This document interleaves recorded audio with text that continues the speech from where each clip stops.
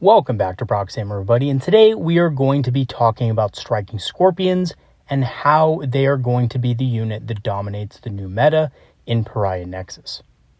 With the point increases that striking scorpions and Karandras have both seen over the past couple of balanced data slates, they are in a really good position. But not only that, the maps, the deployment zones themselves in Pariah Nexus being closer together mean that infiltrating units, especially those with melee capabilities, are much more powerful and impactful on the game.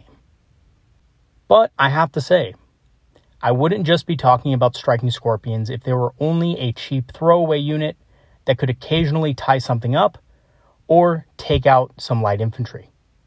Striking scorpions actually punch far above their weight class, and if used in certain combinations, can absolutely shred even the toughest of infantry. So in today's video, we're going to be looking at the stats, weapons, and special rules of the striking scorpions, but also Karandras as well. We are going to be looking at their strengths and weaknesses, combos and synergies, infiltration and positioning with some examples, and how to use striking scorpions in an Eldar army and how to make the most out of them. So looking at their stat line, they do have pretty average Eldar movement at 7 inches. They do also come with a 3+ save, which is a little bulkier than most Eldar aspect warriors, and a 5+ invulnerable save, making them relatively durable for the cost.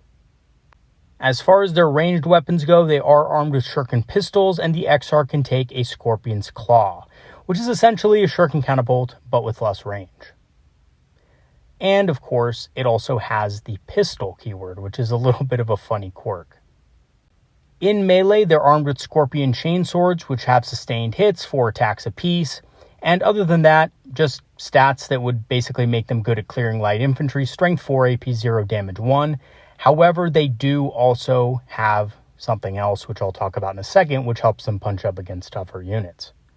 The Exarch, on the other hand, can take the Biting Blade or Scorpion's Claw, both of which are good weapons into Marines. They both have their pros and cons. The Biting Blade has more attacks with a greater accuracy, strength 5, AP -1, and damage 2, still has of course sustained hits 1. The Scorpion's Claw has 1 less attack, 1 less weapon skill, but more strength, more AP, however also has the same amount of damage. It's really up to you which one you pick. Scorpion's Claw does also have a shooting attack, which is slightly better than a shuriken pistol, so something else to keep in mind as well. As far as their abilities go, they really don't have that many abilities. They're one of the only units in the game, believe it or not, with no actual ability. However, they are infiltrators, so they do have an ability to basically make sure that they can deploy where they want to get into advantageous positions on the battlefield. As far as their war gear abilities, this is the ability that really they should have, which is the Mandablaster, which gives them devastating wounds when targeting units without the monster or vehicle keywords. So basically anything except a vehicle or monster, they're going to get devastating wounds against in close combat, which is extremely powerful. And again, like I said before, it helps them punch up against heavier targets. As far as their wargear options, the Uxar can take a Biting Blade or a Scorpion's Claw, which are both good into Marine equivalents. There's really no one or the other solution here. I prefer the Biting Blade myself. It's a little more reliable. But on the other hand, the swing potential of the Scorpion's Claw is pretty good. So, it's really more to your playstyle. Now, as for their points cost, you can take 5 of them for 65 points, and of course you can take the full 10 for 130, which is an absolute bargain. I like taking these guys in units of 5 just because it gives me more coverage. Of course, because of how deployment works, it also gives you kind of a deployment advantage if you have more units than your opponent. And these were recently reduced in cost. They used to be 75 points, now 65 points, so they're a lot more cost effective against a lot more targets than they were previously. As for their keywords, they are infantry, so can move through ruins very easily. And they are on 28mm bases now, unlike before, but in my experience, that really hasn't changed all that much with the unit. Next up, we have Karandras, and I know it's supposed to be Karandras. I know that's not how you pronounce it, but old habits die hard, and I've been saying this for probably about 20 years now, so it's just hardwired in my brain to say it every time I look at him. But basically, he's pretty much the same movement as the striking scorpions at 7. He also has a 2-up save and a 4+ invul, which is standard for a Phoenix Lord, which gives him decent durability, but it's nothing to write home about. As for his ranged weapon, he does have the Aura's Bane, which is essentially a slightly improved Scorpion's Claw at range. Instead of Strength 4, AP -1, Damage 1, it's Strength 5, AP -1, Damage 2. It's still a pistol, still has 2 attacks, and it hits on a 2+. So nothing, again, to write home about, but something that's kind of funny. And honestly, I've killed Marines with it before, so, it does happen sometimes. As far as his melee weapons, this is where he really shines. Aura's Bane is a big-ass Scorpion's Claw. It is Strength 8, AP -3, Damage 2, hits on a 2+, and of course it has sustained attacks. Isirmathil is an excellent weapon against anything with a single wound and without feel no pain, so, hordes of infantry and stuff like that. He also has you covered with 8 attacks, Strength 6, AP -1. As far as his abilities go, this is when he pushes the damage meters to 10. Gives his unit +1 to hit. He scores critical hits on a 4+ when he charges, so that means sustained hits 1 is going to be critting on 4s instead of 6s. And of course, like the infiltrating unit that he's, the Phoenix Lord of, he does have Infiltrate. His War Gear ability, the Scorpion's Bite, is an improved version of Manda Blasters. It has devastating wounds in melee against pretty much everything except for Titanic units. And this, of course, makes him much harder hitting against things like vehicles and monsters when he needs to. And honestly, he's a great character, but I think the best part about him is that he's only 90 points. He got another points cut. He was 100 points and now he's 90. And considering his immense damage profile, this is actually really a steal. It's an absolute steal. For 90 points, and if you figure you add a squad of Scorpions onto him, that's only 155 points worth of models that can kill upwards to 200 points worth of models on charge out of a Falcon very easily. As for his keywords, he has the infantry and character keywords, obviously, so allows him easy movement through ruins, and he can perform the Epic Challenge stratagem. So in a pinch, you can spend a command point and you can gain precision, which is pretty good on such a very powerful melee character. All right, so now that we've kind of gone over the stats and stuff, what are the strengths and weaknesses of striking Scorpions and, by extension, their Phoenix Lord? So sustained hits with devastating wounds is something that is a very powerful combination. The reason why is because sustained hits gives you more attacks, and more attacks give you a greater chance of proccing devastating wounds. So this can put a good amount of damage on pretty much anything that's not a vehicle or a monster, in the case of the striking Scorpions. And of course, Karandras can get devastating wounds against those targets, but in general, it's nothing to write home about. Infiltrate also gives them early board control, and they can use that to screen or take out soft targets early. Their weaknesses are they do absolutely nothing against vehicles and monsters in general, unless, of course, you're Karandras, and they are pretty fragile. As for their combos and synergies, the two best ones I have listed here. Of course, the other synergies also have an effect. They can also be affected by things like Guide and stuff, but you're typically not going to be in a position to use Guide on them. So Karandras gives them +1 to hit, which vastly increases their chances of devastating wounds, which is awesome. A Falcon also gives them rerolls to wound, which boosts the devastating wounds even further.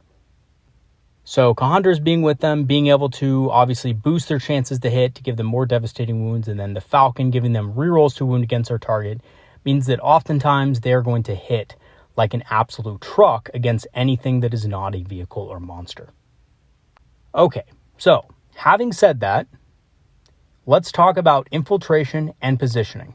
So there's a couple of different ways you want to use striking Scorpions without Karandras. I think it is a big mistake to infiltrate Karandras up the battlefield without the use of a Falcon, simply because the unit doesn't hit as hard as it can, first of all, if you don't put them in the Falcon to reroll wounds. And second of all, it's a huge bullseye for your opponent. So in general, my rule for infiltrating units is they have to be cheap, because they're going to be either sacrificed, you're going to use them to bait out more expensive enemy units, or you're going to use them to screen and stuff like that, or maybe even perform objectives. They're typically not a unit that is going to bum rush your opponent and destroy their army utterly. We really don't have anything in our index that does that for a cost-effective price. Even at 155 points, your opponent would have to basically make a huge misplay in deployment to allow that to happen. So in general, I don't think you should infiltrate Karandras with the rest of his unit. So when you're infiltrating striking Scorpions, you do have to be aware of a couple different things, which I will now talk about. So for this example, we're going to be using sweeping engagement, I believe it's called now. It's the checkerboard, basically, deployment on terrain layout number 2, I believe. Now this terrain layout, it's very dense in terrain, but it actually makes a great staging area for multiple infiltrating units. So here's our example. These Scorpions are going to be in green. Now these are hypothetical Scorpions. This is where we could deploy them to deny enemy infiltrators and threaten enemy units to either tie them up in the early game or just cause a general nuisance by scoring on secondaries and perhaps taking out their lighter infantry units that they're using to score secondaries themselves with. So in this example, I set up 3 units. At most, you're probably going to only have 2 infiltrating units in your army, maybe more, but most likely you're going to have at least 2 of them.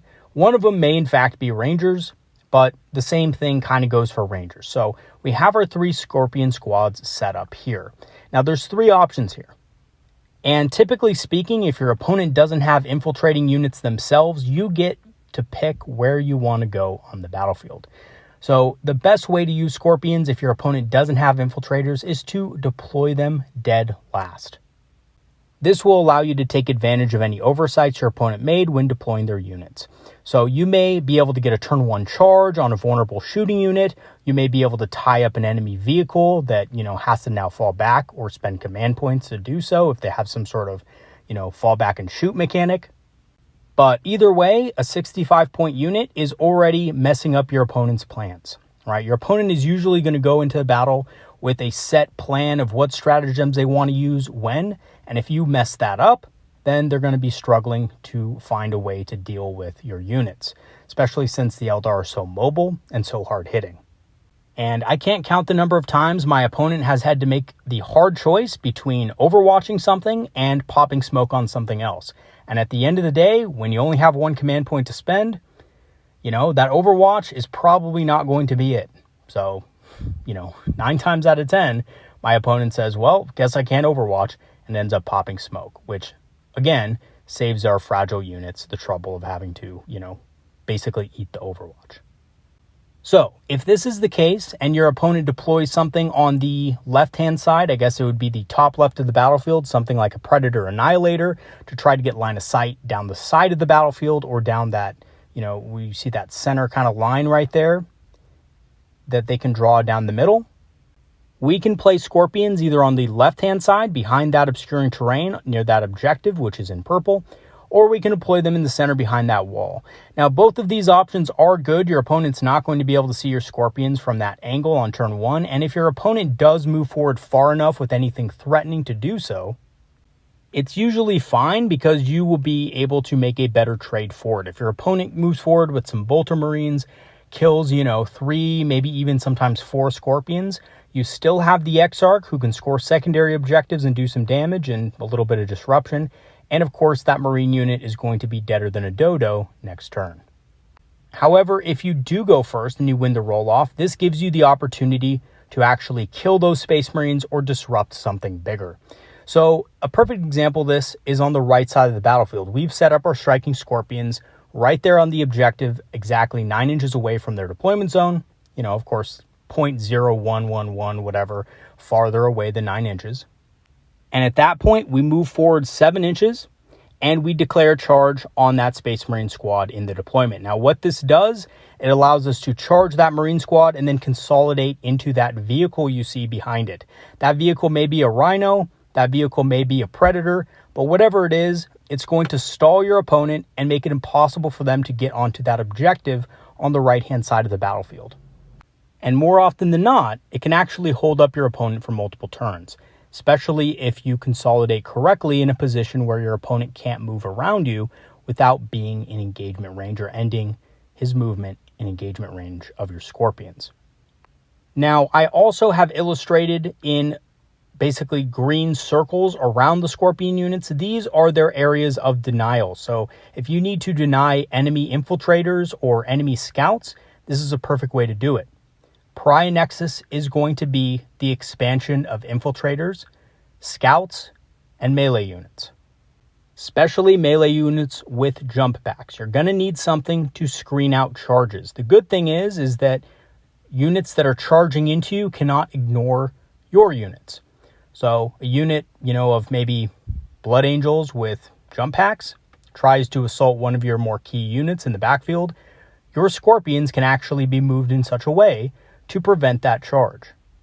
And as you can see, the Scorpions in the middle actually do that perfectly. They're behind that wall, so they're blocking the closest point of your enemy's deployment zone with your own deployment zone. You see they're right in the center of the battlefield. They're both blocking that from infiltrators and scouts, but they're also blocking it potentially from units that have jump packs that can move very quickly and advance in charge.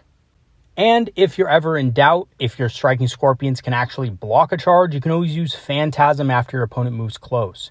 So that is another option available to you. Now, if you do have Rangers, the advantage of Rangers when screening is that, of course, they get that move anyway, right? They basically get an automatic Phantasm anyway when an enemy unit moves within 9.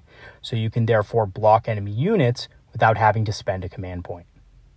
So there's still very much a reason to take Rangers in your army. If you're just using them for screening purposes, Rangers are the superior unit. But striking Scorpions have that versatility against other armies. Against shooting armies that, want to kind of, move into good positions to shoot you, you can really disrupt them early and prevent them from getting good firing lanes. And like I said before, against melee armies, striking Scorpions are really good at screening as well. They're just not as good as Rangers are. Now, I also told you I would talk to you about the Falcon and Karandras combo. So we see a Falcon with Karandras and, of course, Scorpions inside in our deployment zone on the left-hand side behind those two buildings. So that is going to be fully blocked off. Line of sight will not be able to be seen from that, which gives us a huge advantage. Because, of course, your opponent can't shoot you and basically force you to disembark before you can actually use Karandras in the squad. Now, there's another advantage to this. If you guys notice, there's actually a kind of a point where the two ruins meet together. And the gap is usually just big enough to where your Falcon can actually fit through. So your Falcon can see through the ruin itself to fire upon a target. Now, this is awesome because this allows your Falcon to get rerolls, your Falcon to give the striking Scorpions rerolls to wound against their chosen target. And I'm telling you guys right now, anything behind that ruin wall that you see on the left center of the battlefield on your opponent's side will be absolutely 100% destroyed. Now, in my experience, opponents who run Terminators and things like that usually move Terminators up into this position on the first turn so they can get onto the objective the second turn to start scoring. Well, bad news for you guys if you choose to do that, because Karandras and his Scorpions will go forward and will slaughter every last one. And because they're hiding behind that wall right there, it gives you just enough movement with the new pivot rules to move your Falcon out and actually shoot your target so your Scorpions can get those rerolls to wound. So very easy way to basically guarantee that you can get a great alpha strike on an enemy unit early. And then the greatest part about this whole thing is that if you roll at least a 2 or 3 on Phantasm, you can just hop back behind that wall and force your opponent to charge you. And yes, your opponent might have something to deal with the Scorpions at that point, but Karandras is a very powerful character. And if Karandras lives through the enemy attacks, he will deal even more damage to the enemy. So yeah, your Scorpions will most likely die, but Karandras might live on. Unless, of course, you're getting charged by something like Terminators or something like Aggressors, then they're probably just all dead, Karandras included. But, there's plenty of units out there that, do a lot of good damage, but probably not enough to kill striking Scorpions and Karandras in one single charge if they're a minimum-sized unit. So if you are wondering where to place your Falcon in these situations, put it behind a piece of terrain like this, which is well covered from both sides, ideally, and put it in a position where enemy units will move into range for your striking Scorpions to annihilate. And I know I've said this before, but pre-measuring is very important here. And of course, you do want to let your opponent know how far exactly your Scorpions can charge on average. And remember, they disembark 3 inches, they move 7, which puts them at 10, and they charge an average of 7 inches. And of course, you can use the Fate dice to boost that. So, on average dice, you should be at least getting an 18-inch threat range, if not a 19 or 20-inch one. All right, so how do you use Striking Scorpions in an Eldar army, and how do you make the most out of them? Well, Striking Scorpions are a fast-deploying disruption unit adept at trading and holding up key targets. That is if they are alone. However, when they're run with Karandras and a Falcon, they become a whirlwind of destruction that can even dispatch Terminators on average rolls. And that is no lie, guys. The math checks out on that. Just, if you guys want to find out for yourselves, go to Unit Crunch, enter in the information you need for 5 Striking Scorpions with Karandras, re-rolling all of their wounds, of course getting the +1 to hit on top of it, and for good measure, because you're probably going to have to shoot it with the Falcon anyway, shoot the pulse laser in there as well, because that's going to be effective against Terminators. And more often than not, you will get a situation where you eliminate that full unit of Terminators. And remember, you can always fire and fade the Falcon. So the Falcon isn't dead, guys. You can spend those 2 CP, move the Falcon back, and have it do stuff later on in the game. It's not like it's a Wave Serpent that is a little bit underwhelming when it comes to its firepower. A Pulse Laser, a Bright Lance, and a Shuriken Cannon is a lot of DACA. So yeah, Striking Scorpions are looking very effective in Pariah Nexus. Not only are the deployment zones shorter, but Striking Scorpions are going up against a lot more melee, and being both a unit that can screen and take out tough melee units as well with the help of Karandras, make them a prime choice for the cost that they're currently at. And I do suspect as Pariah Nexus goes on, we will probably see at least 1 unit, if not more, of Striking Scorpions in several competitive Eldar lists going forward. All right, everybody, that is going to be it for today's video. Thanks for watching, and thank you so much to all my Patrons and supporters who have supported the channel over the last 1.5 years, almost 2 years now. If you do enjoy the Eldar content on this channel and would like to help it out, you can, of course, join Patreon. We have free trials activated, which means you'll be granted permanent access to our Discord community at no cost to you. And of course, our Discord community is filled with helpful Eldar players who love talking about strategy, tactics, and of course, hobbying. And for that, I'll leave the link in the description below. I'm also an Amazon affiliate and have a channel store page, so if you want to grab some discounted Eldar miniatures on Amazon or some Eldar-inspired apparel on the channel store page, I will leave the links in the description for those as well. All right, everybody, that's going to be it for today's video. Thanks for watching, and more content to come, both Eldar and Dark Eldar. Have a good one, everybody. See you later.